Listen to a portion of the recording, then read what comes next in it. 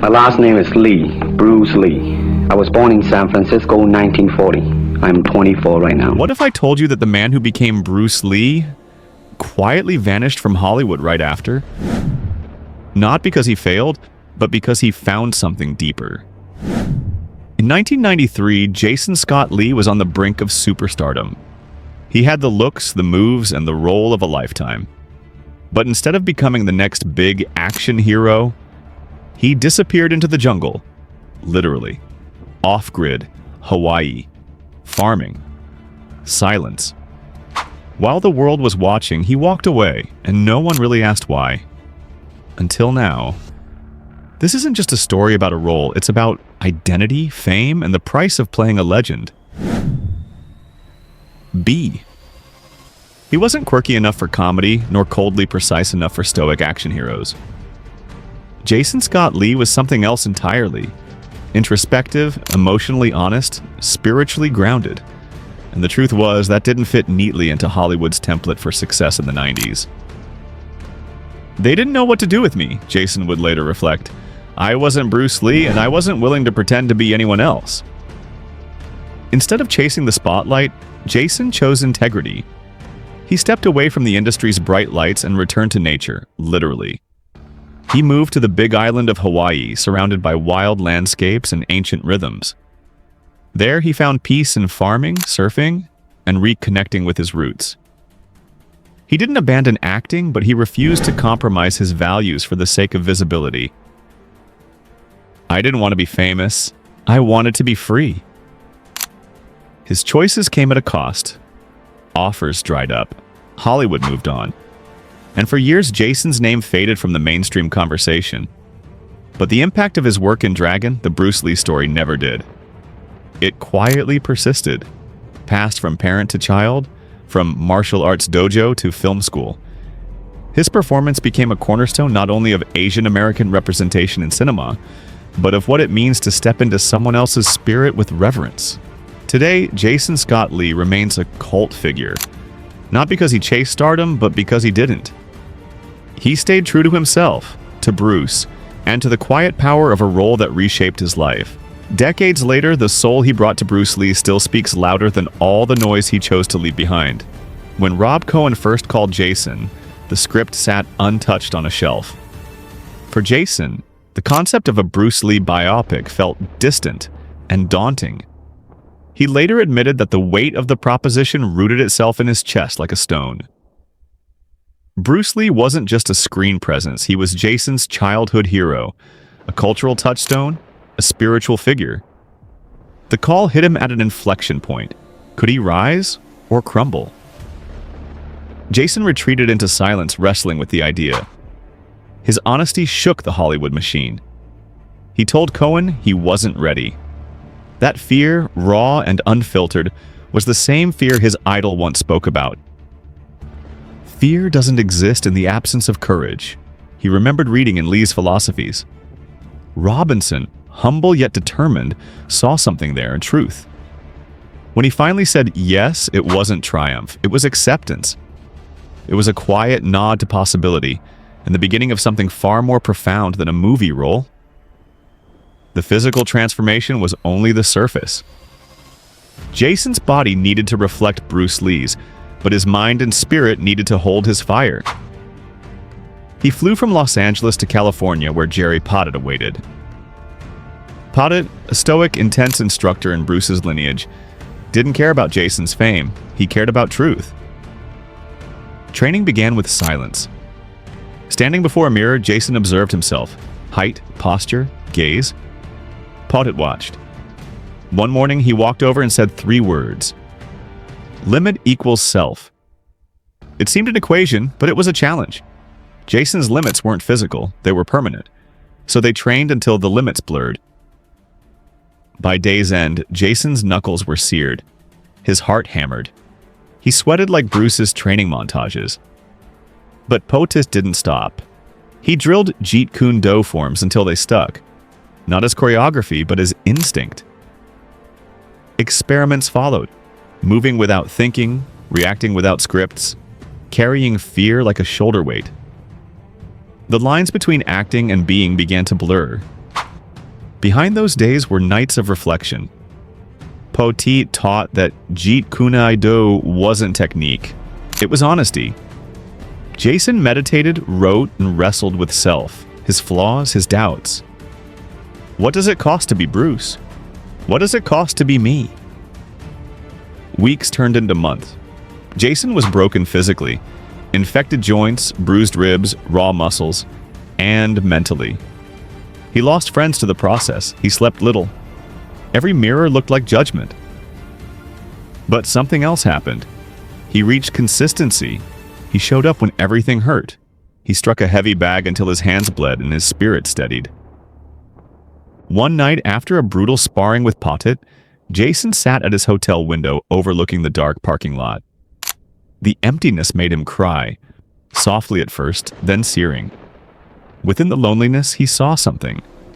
A man who looked like Bruce Lee, but inside he felt the weight of two lives. A career hinging on the truth of this role and the price to preserve his integrity. That night, he wrote one line in his journal: "If I break here, I break everything." The words were simple. The meaning was immense. Still fragile, Jason stepped onto the Universal lot. Instead of getting lost, he walked into a scene he never expected. Linda Lee Cadwell hunched over old boxes packed with Bruce's history. In that moment, Jason realized his challenge wasn't to replicate Bruce. It was to inhabit his legacy with respect. He watched Linda's solemn gestures, how she unfolded a faded yellow karate shirt, how she smelled the fabric, how she smiled with grief and pride. They spoke with few words, but Linda's softly spoken caution forged something in Jason. An obligation inseparable from passion. This wasn't performance, it was pilgrimage. The meeting with Brandon came soon after. Over dinner at Mr. Chow's, Jason was on edge. Professional politeness masked his insecurity. Brandon leaned forward and delivered advice that rippled through Jason's chest. Don't try to be Bruce Lee. Be you. The simplicity stunned him. At once he realized the truth Bruce Lee had spent decades teaching. You cannot mirror a man, only honor his essence. The permission to be flawed, human here, was transformational. Filming began. As camera wheels spun, Jason tried to embody Bruce, but anxiety followed him like a shadow. He kept a journal. Daily entries marked pressure 9 out of 10.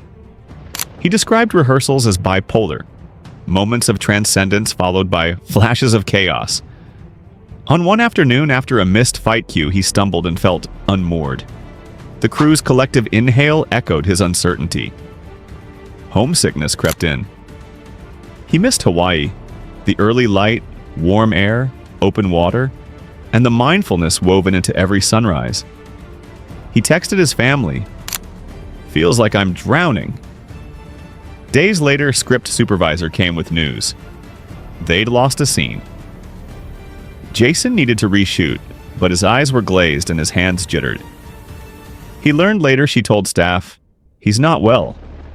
He nodded. Yet he showed up. Not to make a movie. To prove to himself he could hold the weight. During a fight sequence under lights blazing like desert sun, the other actor's blow caught him. Jason staggered. His jaw throbbed. But he got up. He limped. He went to his trailer to breathe. He came back to finish the day. Halfway through production, Poteet flew in. He watched Jason's unsteady technique, his tension, his exhaustion. He gathered his hands and said, "Calm." The message was simple, but his tone carried lineage. Something ancient, passed down. A session followed where Jason spars alone, lights low, Poteet silent in the corner. Jason struck, drifted, pivoted. His moves were sharper, his breath softer. Poteet pressed his palm to Jason's chest. "Here," he said. "Power there is silence. That is the secret." Jason felt something crack in him. Fear, ego, confusion, then resolved. He nodded. He got up. He moved again. The night before the final fight shoot, Rob Cohen called Jason to his trailer. They talked deeply. Cohen was quiet. Jason asked, What do you want? Cohen closed his eyes. He thought. He said, I want truth. They looked at each other. Two men chasing what lies in the gap between myth and flesh. A truce formed. Jason said, I'll give you my truth. The next day, on set, the camera opened, and Jason was there. Not as Bruce Lee the legend, but Bruce Lee the person. Breathing, aching, furious, loving, and maybe more terrifyingly, being himself standing in someone else's shoes. The film debuted in theaters. Jason sat in the back row. He watched. Barely recognized himself, but he understood. The vulnerability, not the veneer, penetrated hearts. Box office climbed, $63 million globally, nearly twice what the studio expected. Critics praised him. Roger Ebert called the performance electrifying. Reviews echoed across publications, from The Hollywood Reporter to Variety, hailed his poetic intensity and brave emotional honesty. But the real triumph emerged in emails, letters, and quiet posts surfacing years later. Parents telling their kids the film inspired them to train. Asian Americans saying they saw themselves on the big screen for the first time. Martial arts schools attributing increased enrollment to a young man's slow-burn faithfulness. Jason read messages years after release. You gave Bruce a soul. I'm who I am because I saw you. These words, stitched in anonymity, became his reward. Many expected Jason to ride the success wave. High-budget action flicks, franchises, red carpet glamour. Offers flooded his agent's inbox. A high-octane spy thriller, a space opera, a sleek new martial arts vehicle. He turned them all down. Why? He felt Bruce Lee's shadow trailing. Not as pressure, but as conscience. He didn't want to imitate fame. He wanted to live faithfulness. He wanted dignity without deniability. Instead, Jason left Hollywood's orbit. He moved back to Hawaii, to the Big Island, stepping out of branded campaigns and glossy premieres and into the rhythms of wind, sand, and soil. Each day he woke before dawn. He walked fields, he planted and harvested, he chopped wood, he surfed. He taught his children how to see, not just the world, but themselves. Those practicing presence and mindfulness became his dojo. His life multiplied, heir to tradition and father of toddlers. He grew not richer, but steadier. He became, to himself, enough. In reframing Bruce Lee's story, Jason also reframed what it means to be Bruce Lee. He carried the torch in silence, through land stewardship, family rights, quiet affirmation. Jeet Kune Do wasn't just in studios. It was in everyday pacing, disciplined parenting, active stillness. He made choices consistent with Bruce's philosophies. Absorb what is useful, discard what is useless. He chose freedom over fame, truth over appearances. 90 minutes of film became years of philosophy. 30 years on, Jason still hears from people shaped by his role. Notes from Thailand, Brazil, Canada, Malaysia. One girl writing, I never knew martial arts could heal. Another, my dad and I bonded over your Bruce Lee film. Little messages stacking up, micro legacies. He reflects in interviews. I didn't become Bruce Lee, but I found my own purpose. He speaks of sacrifice, not as tragedy, but as promise. He honors that break. I broke down before I broke through. He doesn't appear on talk shows or fuel social media storms.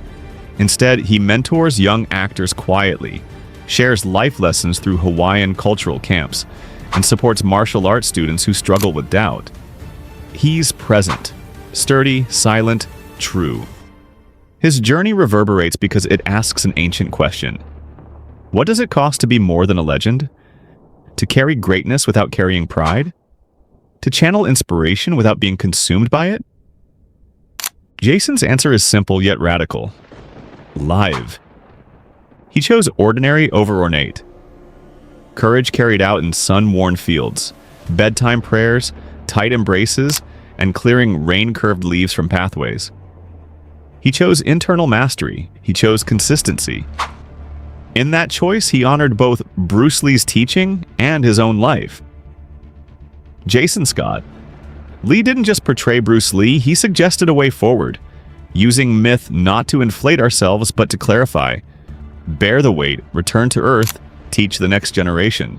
When mindful teenagers stand in front of screens, their lungs catch hearing his return to nature and humility. When cultural forums speak of representation, his film stands as a bridge. Grief and resilience, vulnerability and vigor. Jason Scott Lee's journey after portraying Bruce Lee in Dragon. The Bruce Lee story is a powerful example of quiet strength, self-awareness, and choosing authenticity over fame. While his performance earned critical acclaim and resonated deeply with audiences, particularly those from underrepresented communities, he deliberately stepped away from the Hollywood spotlight. Rather than chase stardom, he retreated to Hawaii where he focused on family, self-growth, and community work. He taught local youth not just martial arts, but life lessons about fear, discipline, and identity. Though offers continued to come his way, Jason turned down roles that didn't align with his values, preferring projects that prioritized meaning over money. Over time, his impact became less about celebrity and more about legacy, how he quietly inspired others to embrace their true selves, just as playing Bruce Lee had helped him discover his own. His story isn't one of missed opportunity, but of conscious choice. A man who was offered cinematic legend status and instead chose a grounded life of service, reflection, and integrity. Jason Scott Lee's life after Dragon. The Bruce Lee story unfolds like a quiet rebellion against the traditional expectations of Hollywood fame.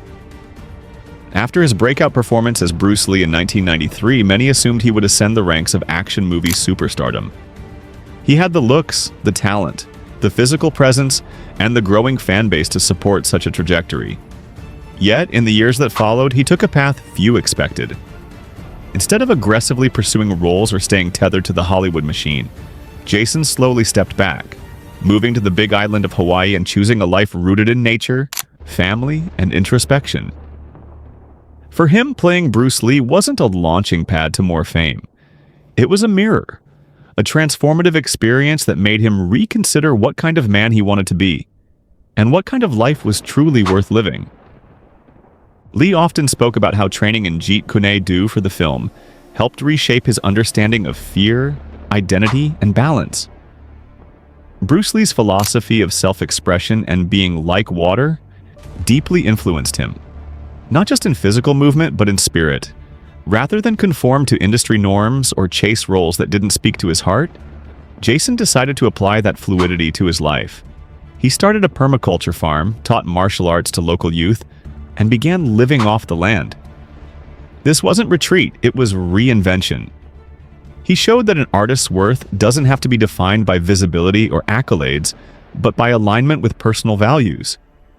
His life became his art, and in doing so, he forged a quieter, but no less meaningful legacy. Though he occasionally returned to film, appearing in roles such as Mowgli in The Jungle Book, 1994, or in more recent work like Disney's Mulan, 2020, he remained selective. He turned down many projects that could have brought him mainstream fame because they either misrepresented Asian culture, stereotyped characters, or simply didn't reflect who he had become. His restraint sent a message, especially to younger Asian American actors trying to navigate their own careers. Success isn't always about visibility, but about integrity. He became a quiet role model, not because he chased the spotlight, but because he walked away from it with dignity. Jason Scott Lee's story continues to resonate because it challenges the common narrative that artists must stay relevant to matter. He proves that relevance can come through presence, authenticity, and purpose. In the entertainment world, where fame often pulls people away from their roots, Jason did the opposite. He went home. And in doing so, he offered a different kind of inspiration. That fulfillment comes not from how many people recognize your name, but from how well you know your own. He leaves an inheritance. Not gold, not stardom, but story. A story of fear, wrestling, breakthrough, and intentional living. In those stories, every fight, fall, and sunrise count. Now in his mid-50s, Jason lives like water, steady, alive, reflective. He's written essays, helped apprentice filmmakers, announced his support for cultural preservation in Hawaii. He doesn't call himself retired. He says he's shifted. He's no longer chasing roles, he's living roles. Perhaps someday he might return to acting, but on his terms and in his time. He speaks of curiosity, not ambition. He shares readiness, not demand. And when he does, when sunset meets camera lights again, he'll come rooted in deeper soil. Rooted in history, grief, growth, and quiet power. Because that's what Bruce taught him first. The evolution of self is the highest art. From that frightened call with Rob Cohen to the fields of Hawaii, from tears behind closed doors to blessing given across tables with Linda and Brandon, from journal entries questioning legacy to letters from strangers changed. This is the story of a man who became a legend by choosing not to be one. Jason Scott. Lee didn't lose the spotlight, he simply chose not to need it. In a world of chasing visibility, he found meaning in solitude, discipline, and roots. His journey from Hollywood's rising star to humble guardian of the land is more than a career arc. It's a quiet revolution. One that redefines success, not as staying famous, but as staying true. If this story moved you, let us know below. What does real legacy look like to you? Don't forget to like and subscribe.